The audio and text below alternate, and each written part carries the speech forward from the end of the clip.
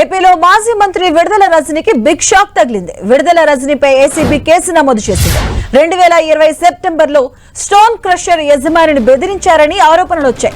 పల్నాడు జిల్లా ఎడ్లపడలో విజిలెన్స్ పేరుతో Shri Lakshmi Balaji stone crusher owner ను బెదిరించి 2,20,00,000 రూపాయలు వసూలు చేశారని అభియోగం వచ్చింది. ఇక ఈ కేసులో A1 గా విడుదల రజనీ పేరును చేర్చింది ఏసీబీ. ఇదే అంశానికి సంబంధించిన పూర్తి అప్డేట్స్ మా కరెస్పాండెంట్ నాగరాజు అందిస్తారు. నాగరాజు, మాజీ మంత్రి విడుదల రజనీపై కూడా ఏసీబీ కేసు నమోదు చేసింది. నిన్న ఇది స్టోన్ క్రషర్ యజమానిని బెదిరించి కూడా దాదాపు 2,20,00,000 రూపాయలు వసూలు చేశారనే అభియోగం మీద కూడా కేసు నమోదు చేశారు. A1 గా విడుదల రజనీ, A2 గా విజిలెన్స్ అధికారి జాషువా, A3 గా మరిది గోపి, A4 గా PA రామకృష్ణ మీద కూడా కేసు నమోదు చేశారు. ఈ కేసుకు సంబంధించి 2020లో సెప్టెంబర్ 4న పల్నాడు జిల్లా ఎడ్లపాడు మండలం కంటక గ్రామంలో శ్రీ లక్ష్మీ బాలాజీ స్టోన్ క్రషర్ అనే దాని మీద విడుదల రజనీ PA రామకృష్ణ కూడా అక్కడికి వెళ్లి ఆ స్టోన్ క్రషర్ యజమాని కూడా బెదిరించాడు. ఇక్కడ మీకు ఇది మొత్తం అంతా స్టోన్ క్రషర్ సజావుగా సాగాలి అని చెప్పేసి అంటే దాదాపుగా 5 కోట్ల రూపాయలు ఇవ్వాలని చెప్పేసి కూడా ఆయన డిమాండ్ చేయడం కూడా జరిగింది.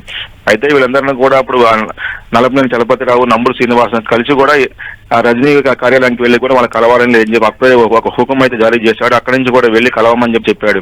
అయితే అతను కలవకపోవడంతో కూడా ఆ తర్వాత వారం రోజుల తర్వాత కూడా అప్పుడు విజిలెన్స్ ఎస్పీ అయినటువంటి జాషువా ఆధ్వర్యంలో కూడా ఆ స్టోన్ క్రషర్ మీద కూడా దాడులు జరిగినాయి. ఆ దాడులు జరిగిన తర్వాత కూడా వెళ్లి దాదాపుగా 50 కోట్ల రూపాయలు ఫైన్ పడుతుందని చెప్పేసి కూడా ఆయన చెప్పడం జరిగింది. దీంతో కూడా వెళ్లి మేడం విడుదల వెళ్ళి కలిసిన తర్వాత మీరు రావాలని చెప్పేసి కూడా ఆయన కూడా చెప్పడం జరిగింది. దీంతో వాళ్ళు పలు దఫాలుగా కూడా విడుదల రజనీ కలిసిన తర్వాత కూడా దాదాపుగా 5 కోట్ల రూపాయలు ఇవ్వాలని చెప్పేసి కూడా ఆయన PA రామకృష్ణ కూడా డిమాండ్ చేయడం జరిగింది.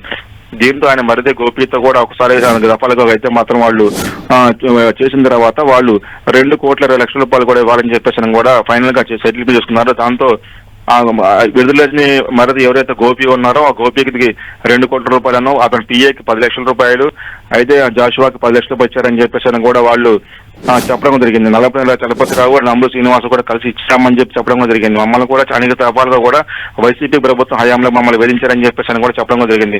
దీంతో కూడా కూటమి ప్రభుత్వం వచ్చిన తర్వాత కూడా పలు దఫాలుగా పలు మంది అధికారులు కూడా కలిసి కూడా తమ విన్నపాలు కూడా నిర్మించుకున్నారు, మమ్మల్ని కాపాడాలని చెప్పేసి చెప్పడం జరిగింది. దీంతో కూడా ఏసీబీ అధికారులు కూడా విచారించిన తర్వాత కూడా ఈ రోజు నిన్న ఆ కేసు కూడా నమోదు చేశారు.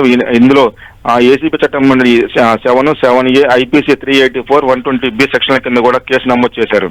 Okay, thank you Nagaraj.